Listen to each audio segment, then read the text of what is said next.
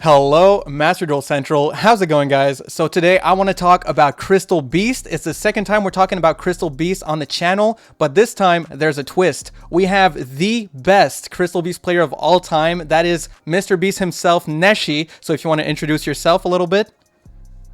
Crystal Beast! Howdy, y'all. All you Master Duel Central enjoyers. I'm Neshy, and I'm here to pill you just for a little bit, bend your ear about Conclave Control, the most crystal-based deck of all time. So as much as I love this deck and I want to like sauce you guys on it and pill you guys on it, I think Neshy here is perfect for it because obviously he knows the deck in and out. He actually had the best results with the deck I think we've ever seen. You went third place in a regional, right?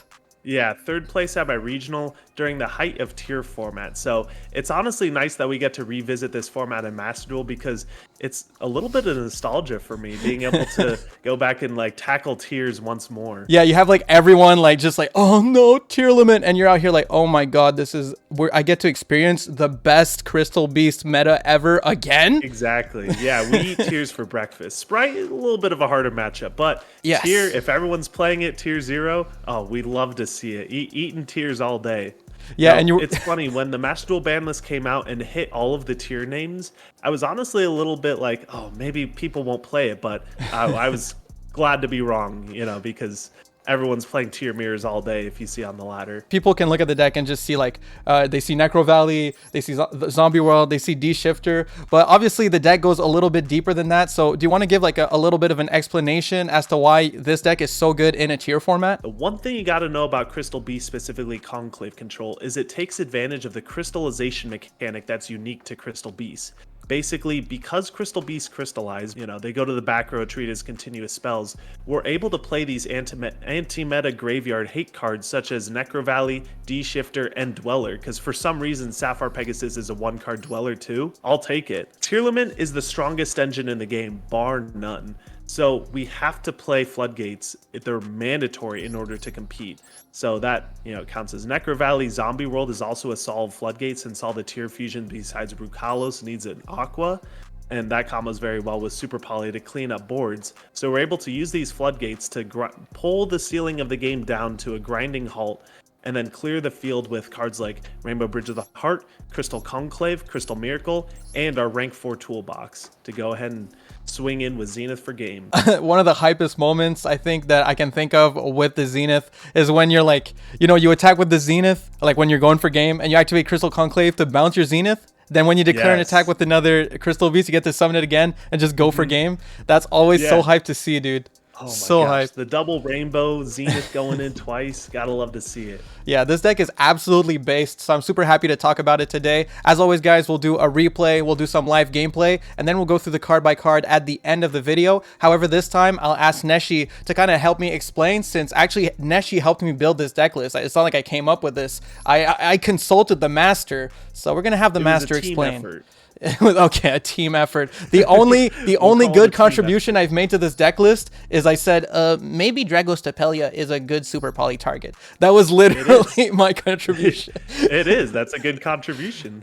Crystal brained.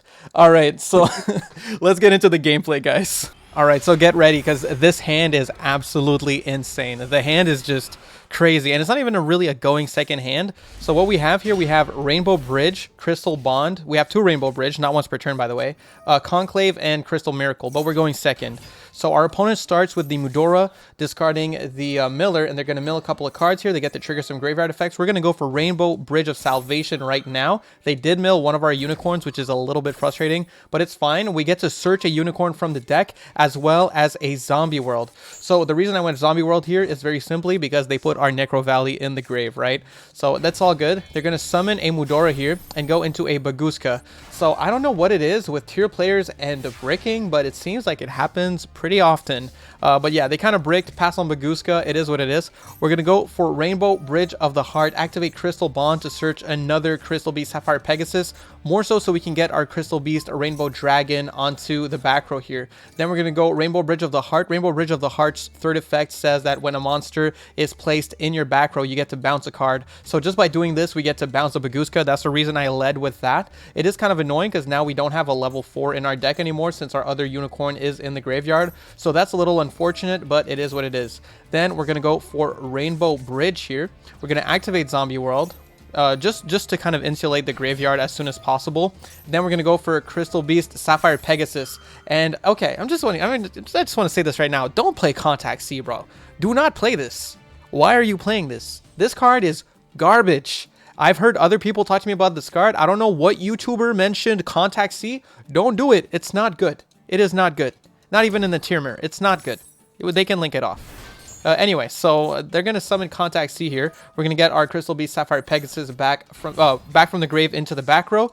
Then we're going to special summon the Carbuncle with the Zenith. I'm going to admit this is a misplay on my part. I just kind of didn't realize that I already had the third Pegasus in hand. So I had to summon Carbuncle from the deck instead of the Pegasus I wanted to make a rank 4. But it is what it is. Obviously, the Carbuncle is negated when it's summoned off of the Zenith. But we do get to trigger our Rainbow Bridge of the Heart. And this is where the misplays start. See, after talking to Neshy, he kind of explained to me that this was a misplay because if I pop the one in my back row, it goes to the grave and I kind of lose it, right? I lose that Sapphire Pegasus. Whereas if I just popped the Ruby Carbuncle, I could have put that Ruby Carbuncle in my back row and that would have been a lot better. So, you know, we live and we learn, but I do get to get it back from the grave here using my Crystal Beast Sapphire Pegasus, or I would if my opponent did not have DD Crow. So they're going to go for DD Crow here and they're going to banish Crystal Beast Sapphire Pegasus. Again, I would not have had this issue if I just popped the Carbuncle to put it in my back row. But either way, going to grab a Zenith from the deck instead. Going to go into Nightmare Phoenix. Nightmare Phoenix discard to pop the back row here. The back row was a crime, so it doesn't even trigger. Then we get to go Awakening, and because we have Rainbow Dragon in our hand, we can special summon Zenith from the deck and just go in and blast away for game. So this deck is actually very capable of OTKing. This is a really crazy deck. As you saw, I pretty much destroyed this Tier Limit player. Now, to be fair, Tier Limit player did kind of brick, and we did kind of have like a goated hand, but it's not like we had like any hand traps or anything. It just kind of went hard. So anyway, let's go do some live gameplay now. All right, guys, so let's see if we can go first here with the Crystal Beast. Oh, wow, we got the coin flip. Our opponent is going to gain a rank if they win, so they're probably going to go all out, and I'm guessing they're going to be playing tiers. But honestly, like today, I've seen a lot of different decks, surprisingly. So we'll see. I played against some Sprite, against some more Sprite. It's very surprising stuff. Our hand is, whoa, that's a crazy, crazy, crazy hand. We even have Crystal Bond. I don't really see a world we don't start with it. So we're going to go Crystal Bond first. Yeah, then we're going to go grab our Sapphire Pegasus, and we can put in our back row here a Zenith. Having a Zenith in hand and one in the back row is so good for us. Next, we can go Rainbow Bridge. Yeah, we're going to go for an Awakening of the Crystals, of the Crystal Ultimates. Then we can normal summon a Pegasus. Use the effect of Pegasus. They're going to go for Havness here. We're going to chain a Max C. Yeah. We're definitely going to chain Max C. So this is tier. This is tier. I guess I could have technically played around this, actually. I could have done the line to get Necro Valley first if I wanted to. That's kind of annoying. All right, so card to place on my field here. I think we're going to go for another Pegasus. Yeah. Rhino Heart. Yeah, I think we're going to call by Rhino Heart. I don't think we want them to play much more. By the way, drawing the other Zenith is pretty funny.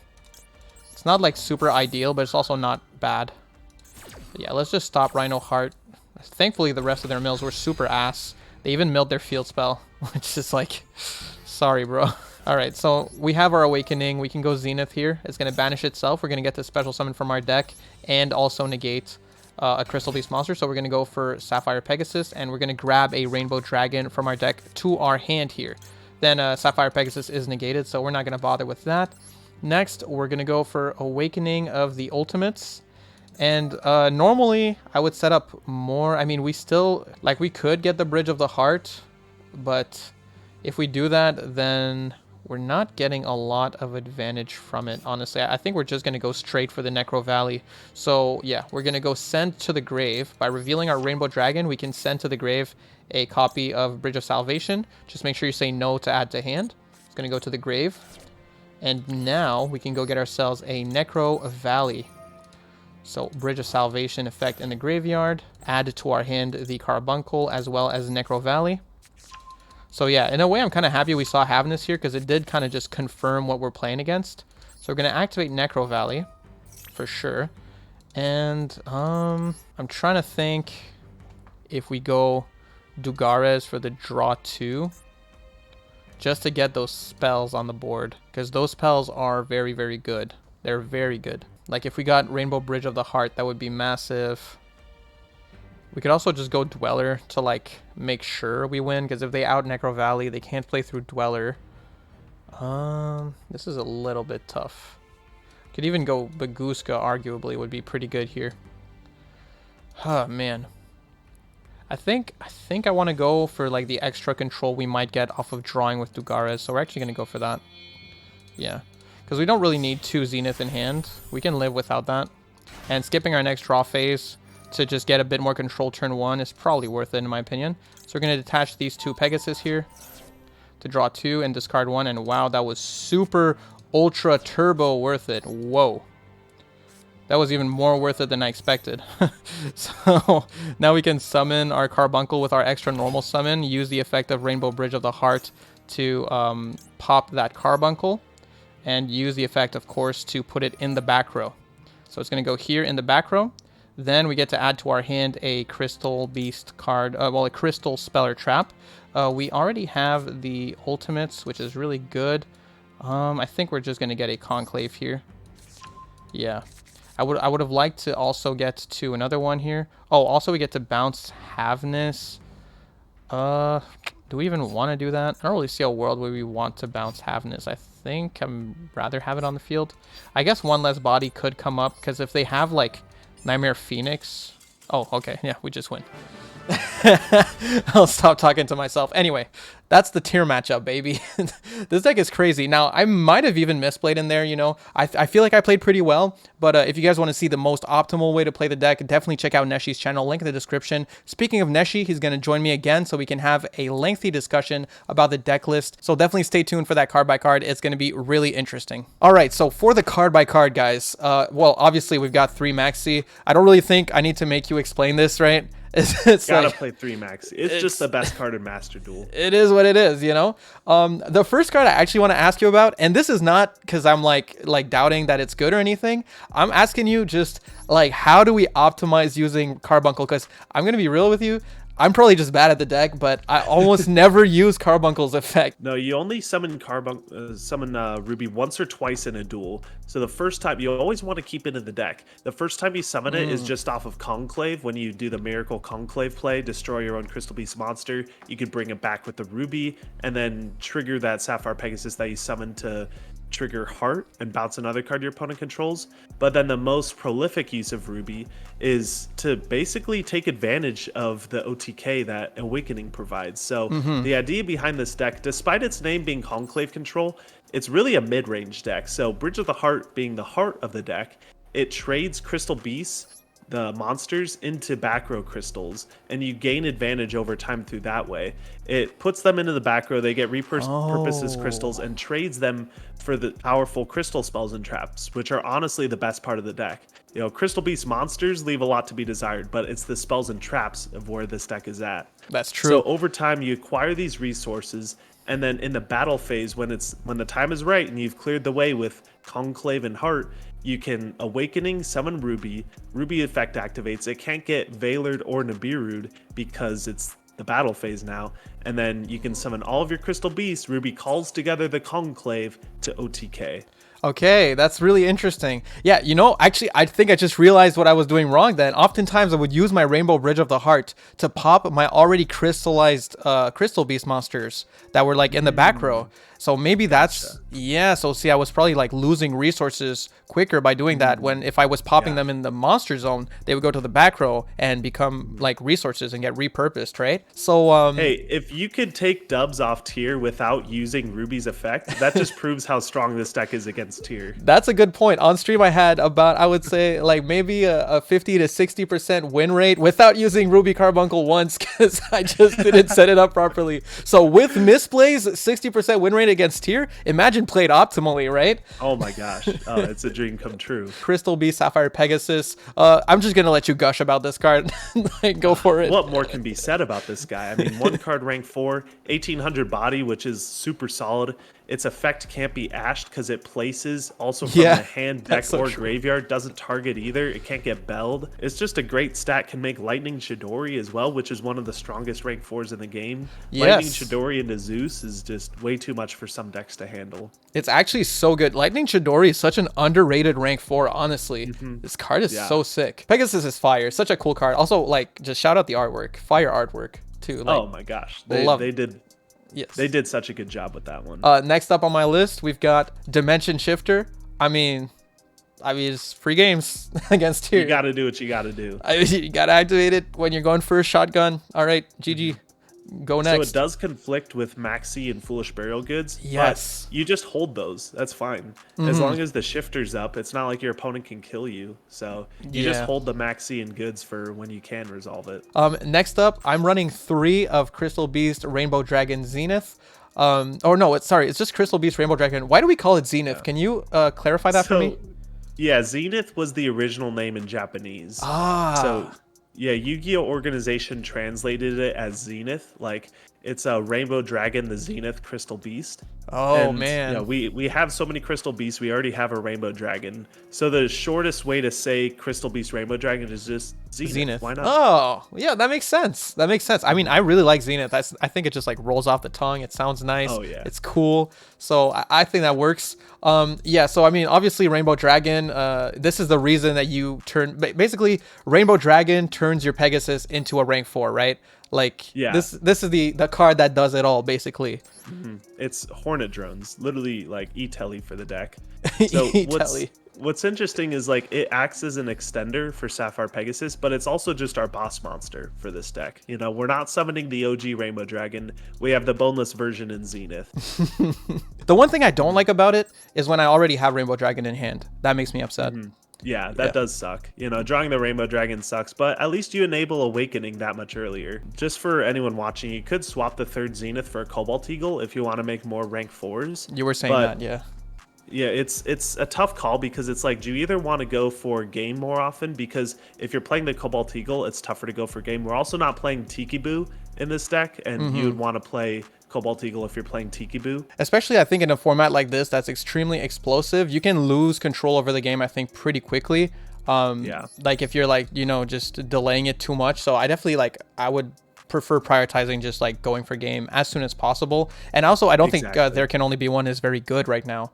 I don't think so either, especially with Snow running around. You know, even though tiers, like, they have warriors and aquas, you know, Rhino Heart's a warrior, but they could just, like, Snow flip their aqua face down and then summon another one and still fuse with the face down aqua. So it's like TC Boo just ain't doing nothing. I didn't even consider that. That's just, like, next level thinking. I mean, I've studied this matchup. Running the one of Rainbow Dragon. Some people in my stream were like, you should run 2. So if you draw 1, you can still... No. Exactly. No. That's not the theory with Garnets. Because if you play 2, you're going to draw it more often than you're going to resolve the 1. Yes. No, I mean, that's just crazy. Just the idea of having 2 Rainbow Dragon in my hand, like, makes me sick. Yeah, we don't need to talk about that one much longer. Basically, but it's nice that we do get to play the OG. You know? That's true. It is a cool card. It's a classic card. It's a testament to how this deck is a real Crystal Beast deck. Even if people want to act like it isn't. Rainbow Dragon. For people that don't know, you have to run this because basically when you use the effect in the back row of Crystal Beast Rainbow Dragon, it summons a Crystal Beast from your deck, and you also have to add to your hand a copy of Rainbow Dragon. Also, you want to do that because Awakening of the Crystal is broken, but we'll get into that later. Foolish Burial. You always want to keep Rainbow Dragon in the hand. You don't want to ever pitch it off Super Poly or Nightmare Phoenix because you want to keep Awakening live all the time. So you need to keep that Rainbow Dragon in hand. And that's honestly the safest place for it. So now Foolish Burial Goods. I mean, this one is kind of straightforward. Even Tier Limit is playing it. Like, we don't need to go too in depth with this one. You almost always send Rainbow Bridge of Salvation to banish Rainbow Bridge, search any Crystal Beast from your deck, and one of these two. If you draw a second one, you either keep it in your hand as a discard outlet for Super Poly, or you just send the third one. Oh, send the third one? I mean, I've had moments where I thought maybe sending Crystal Miracle could be useful. That too, yes. Yeah, Sending just to get Crystal Miracle is also really strong. Next up here, classic card, Rainbow Bridge. Classic. I mean, nothing else to say about this. It's just Rhoda for your It's 11 spells. words long, not once per turn. What more could you ask for? It's Fossil Dig for Crystal B spells. Yeah, literally. Yeah. Crystal Bond is stupid. Crystal Bond is absurdly good. We're running 2 though. And I think that's probably the right ratio, to be honest, because you really want to activate it turn 1, right? But it's not like in the grind game, it's not as good from what I understand. Yeah. Yeah. You're never going to resolve 2 of them. Yeah. The reason why you're playing 2 is because you want to play 8 Sapphire Pegasus, basically. So you have 3 Pegasus, 3 Goods, and 2 Bond. And that gives the most amount of Sapphire Pegasus without diminishing returns. If you really need Sapphire Pegasus and you don't have any of those, Bridge can still search Bond, so it's still searchable. But yeah, with Goods being as strong as it is, being able to add any field spell, we'd rather max out on Goods rather than max out Bond. Yeah, that totally makes sense. Especially like activating Necro Valley and just summoning Sapphire Pegasus is way stronger than just getting the Pegasus with the Rainbow Dragon. Yeah, that's way better. Yeah, for sure. Actually, well, we can skip over Pot of Prosperity. I mean, I guess the one thing we can say is like usually you're gonna banish 3 and not 6. I actually banish 6 more often than not because okay, if you're using I stand corrected. No, Go ahead. I mean, you could just like get rid of a lot of your toolbox options you don't need. I always banish Dugaras if I'm using Prosperity because I can't draw that turn. And then you could also do Daiguster Emerald if you're not going up against a Shizu, Abyss Dweller if you're not going up against Graveyard Hate decks. But yeah, you could hit like the Vertanic Honda, Nightmare Phoenix if you don't draw Salvation. I usually banish 6 off Prosperity, especially because there's only one of it in the deck. You're never going to see another one and have to banish another 6, that kind of thing. But it does. So while you were explaining that, I realized you run Nightmare Phoenix to discard Salvation. Oh yeah, that's it. That makes so much sense. I was like, I just didn't know, and I feel like an idiot because I was literally considering telling you like, why don't we run like Borg Blocker in case we draw it? And now I feel like an idiot for even thinking about that. Going first, you want to do Garas, pitch it, and because why run Borg Blocker when you could just draw 2? It's the same thing with Noah Bagelman's Lunalight deck where he was playing Dugaras to draw 2 and then pitch 1 instead of just like all the other Spiral decks were just playing Barricade just to pitch 1. You know, why don't I Pot of Greed in the moment too? Yeah, that totally makes sense. You just Phoenix. Okay, yeah, if you're going second, you can deal with the back row at the same time. It just makes sense. That's great. I'd never crossed my mind. That makes so much sense. Yeah, and Dugaras, yeah, obviously. Thank you. This is why I had needed you to do this. Okay. Actually, I want to talk a bit about these field spells because I was a little bit curious as to why we are not running 2 Necro Valley as a instead of just like 1 Necro Valley, 1 Zombie World. I thought it might be because Zombie World has good applications in other matchups, but I wasn't sure. Yeah, 2 Necro Valley is very strong. Don't get me wrong. And it helps having a second one because it just gives an extra chance to draw it. Because going first or second, Necro Valley is game against tier limit. Like, even going second Necro Valley is just amazing. But Zombie World gives the extra versatility of being able to go against stuff like Sword Soul, Rika, Fluandereeze especially. Yeah, I noticed that. Yeah, against Fluandereeze is crazy. Well with Super Poly. So we're able to Super Poly basically any deck in the game because we can search Zombie World. Yeah, okay. Yeah, that makes sense. So you're thinking like if I have Super Poly and like some deck knowledge, like it might be better to just go Zombie World or something like that. Because I mean, when you shotgun going first, I'm guessing you pretty much always go for Necro Valley, correct? Oh yeah, 100%. Like that's what I would do. Always go for Necro Valley. And it's still good against tier, obviously. Like you said, like the graveyard. Yeah, like they're treated as zombies, so you know all the fusion monsters need aquas. So yeah, it's definitely still really solid. I just played a match against tier today where I established Zombie World, and it basically acted like Necro Valley. They weren't able to fuse at all. Now I think this is my favorite like Crystal Beast card.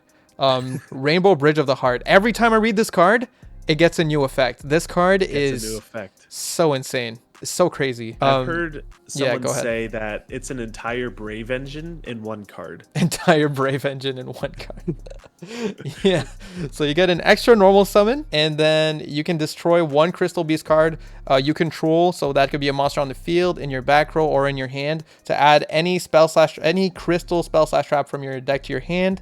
And then you also get a bounce effect on it. So I guess that's why they say that, right? Like the Draco back gets the bounce. Yeah, Draco back, and then you could use it to search negates like Miracle or like Conclave. So that's kind true. of like the Griffin Rider. Oh and my then god. the extra normal summon is like activating Rite of Aramesir to get the token. That's so funny. Okay. It's I literally see an it. entire adventure engine in one Yeah, card. yeah. No, this card is like, it's called Rainbow Bridge of the Heart for a reason. It really is like the heart of the deck. Like whenever you see this in hand, you're Absolutely. feeling amazing because this card is incredible. Yeah. This deck is called Conclave Control, but and that's just because it rolls off the tongue. But Yeah. it really should be called Heart Midrange because that's Heart what this mid deck range. is. I definitely think heart mid range sounds a lot worse. So Yes. that's why we're sticking to Conclave. But yeah, this card Absolutely. is incredible. So I mean, Super Poly is like just like kind of self-explanatory. I think it is like a little questionable sometimes, but you have to think this deck can search Necro Valley. It can search Zombie World. So when you're activating Super Poly under Necro Valley, you're not worried about their tier effects triggering in the grave. So it's a really good card, I think, in a build like this. Some decks that can't, like, it's so consistent to get to Necro Valley in this deck. The engine really facilitates it. So, like, I don't know if you have more to add, but I think that's basically the best justification for running Super Poly in Crystal Beast. Yeah. Also, yeah, you were talking about maybe we should play 3 once we get what is his name again? Yeah, Garua. Garura. Yeah, yeah. Yeah. So what are the materials for Garura? Because we don't have it in Master Duel yet. Yeah, it's just 2 monsters with the same attribute and the same type, but they have to be different names. Oh, So, okay. 2 dark aquas, but one of them's a Merly and one of them's a Havness. Makes sense. You could honestly just get away with 1 Mud Dragon, 1 Garua, and then 1 Draco Necro Nether Soul. Yeah, that would make sense. Then we might be able to actually remove the Dragostapelia at that point. Right now, I feel like it's kind of a must play personally. Yeah, we can take out the Draco's Depelia and the Starving Venom. Yeah. To just play like Mud Dragon, Garua, and Nether Soul. That's so busted. Garura sounds Yeah. so busted. I can't wait for us to get it in Master Duel. Oh, it'd So be great. I don't know if we're getting it anytime soon though, because it's still just a TCG exclusive. Like OCG doesn't is even it? have that Oh, yet. it's not even in. So, Oh, I didn't know that. Oh, wow. yeah, Okay. it's, Yeah. I don't know if we're getting it anytime soon in Master Duel. but Might one be a can dream. while. Might be a while. Okay. Next up, we have Called By. I mean, I really don't want to talk about Called By. It's Called By. This deck can lose to Ash sometimes. Like some hands just die to an Ash. So this isn't here for Max C. This is here for Ash. Yeah, okay. Actually, yeah, that makes sense. Yeah, that's one thing I didn't even mention. This deck does not care very much about Max C. I was like, okay, nice Upstart Goblin, bro. Like, Yeah, half exactly. the time, it was really just Upstart. Zenith effect. That's it. Yeah, it's so funny. Yeah, it's literally the Zenith, and like you set up your back row and you're good to go. We already talked about Rainbow Bridge of Salvation. You only want it in the grave, right? Like this card, the first effect is never resolving in this build. Yeah. And it's yeah. Unless It's you're playing against Eldritch, because Eldritch the Golden Lord is a level 10 zombie, and Lord of Heavenly Prison is a level 10 rock. So you could resolve the first effect. Okay, yeah. Like I need my community to do this. If anyone can get a Yeah. replay of Rainbow Bridge of Salvation beating Eldritch, I need that. I need that in my life. Crystal Miracle is a really solid Omni Negate. From my experience, this card is really good because you can pop, like once you're set up, basically it'll usually have like a Crystal Miracle and a Rainbow Bridge of the Heart, as well as like a Crystal Beast monster on the field. So what you can do is you can Omni Negate a card, pop a Crystal Beast in your monster zone, is going to go to your back row, then you're going to get to trigger the Rainbow Bridge of the Heart effect, the final effect of it, that gets you to bounce a card. So you'll actually get an Omni Negate plus a bounce off of the Crystal Miracle. So yeah, I really like this card. Anything you want to add to this one? No, it's solid, and it's a great grave effect too, because you can chain block stuff with it very easily. You know, if you want to, I mean, I did this in MBT's MCS where a Barone popped my Zenith, and I had Heart up, so I was able to Heart Chainlink 1, target the Barone, and then Miracle Chainlink 2 because the Crystal Beast was crystallized, banish it to crystallize 1, and then he could only Barone negate the Miracle, and it still just gets bounced by Heart. And next, well, finally, I guess, I mean, Crystal Conclave. This is the namesake of the deck. It's, do you ever end up, like, really using the first effect? Or do you, like, almost always only use the second one? I do actually. I use the first effect all the time when you set up Miracle Conclave, because the turn one end board looks like Necro Valley Miracle Conclave. You miracle one of your Crystal Beast monsters, Goes to the and then back. on resolution you Conclave special another one from the deck. Yeah, Whether makes it's sense. Zenith for big body or Ruby to summon the one you just destroyed. Oh, I also like okay. to crash my crystal. If I don't have Pegasus access and I really need it, I can like crash Ruby and then summon Pegasus from deck. So that's something that could come up. Or, what's one that's really coming up often too. If you're able to survive the turn with a face-up Conclave and you have Heart, like that's game over. Because Heart can pop a Crystal Beast monster and then search a card. Then you can get the Conclave special from deck and the Heart bounce, and then summon another Crystal Beast from the deck with Conclave, and that's just game over from there. If you're able to have a face-up Conclave and you can trigger that first effect with Bridge of the Heart, that's it, bro. If this deck lives past turn 2, it's over. We haven't talked about Awakening. I could just talk about it real quick. Oh, whoops, I skipped Awakening. Yeah, this is like the best card in the deck. Sorry, go No, ahead. that's all good. I mean, special summons a Crystal Beast from hand, deck, or graveyard, searches for a Rainbow Bridge card to your hand, or dumps it to the grave. It could do your taxes if you ask it nicely. It's a quick play, so you can activate in the battle phase. Yeah, this deck just does it all. Oh yeah, no, like yeah, this card. Awakening is crazy. Obviously, you need Rainbow Dragon in the hand to activate it, but you absolutely need the, like, it's so worth it to run Rainbow Dragon to be able to activate this card because it's just a little bit of a do-it-all. Just yeah, that's it's the worst insane. part about it. It could be a semi-brick, but you need 3 in order to play in the grind game. Just once you have Rainbow Dragon in hand, the idea of top decking Awakening is just too busted. So Yeah, you want that to happen as much as possible. So moving on to the extra deck here, we'll try to go quickly since the video is already probably about 40 minutes. God. So yeah, I mean, for the extra deck, it's mostly like a toolbox kind of extra deck, right? Like obviously we have the Zeus for clearing the board. Chidori is really good at dealing with back row or even like floodgates sometimes. Is there like, also we started running the Verte Anaconda because we figured, well, like it's a very situational thing, but there's a lot of like extra space in this extra deck just because it's mostly like a toolbox type of extra deck, right? And Verte Anaconda just being able to send a super poly to the grave whenever you need it to, or turn a monster dark to be able to go and make a starving. It's just a nice little option, right? And while Verte doesn't get the super poly doesn't get the unrespondable effect, you don't have to discard for it, which is nice. That's true. The Daigusto Emerald is there just for if you get your Rainbow Dragon milled off of the Ishizu pieces, then that really is unfortunate because now all your Awakenings are dead. So you want to shuffle it back with Daigusto Emerald. The Zodiacs are there. You can overlay 2 Pegasus into Chakanine and then slap a Borbo on top, attack directly, and make a format Zeus. Obviously, just great engine. I love this engine, by the way. The Chaka 9 board battle, one of my favorite engines in any extra deck. Another play going second, if you draw Salvation, you could set it and then Zeus the field and then send it to the grave that way. Or just set it and Tornado Dragon pop it, and then you could have Tornado Dragon for your opponent's turn. And that's kind of it. Yeah. I mean, that's happened to me a lot actually. Like yesterday, like if I drew into Salvation, I would just go like Tornado Dragon to pop it.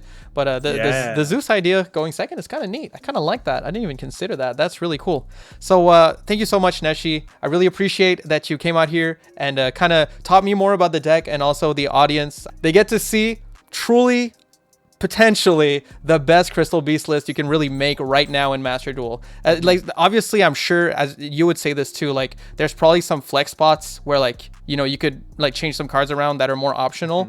But like I don't think you can really go wrong with this list if you're trying to play Crystal Beast in Diamond rank, at least from my experience. And have you been playing this list in Master Duel at all, like Crystal Beast? Like I know you did that. I know you did the tournament.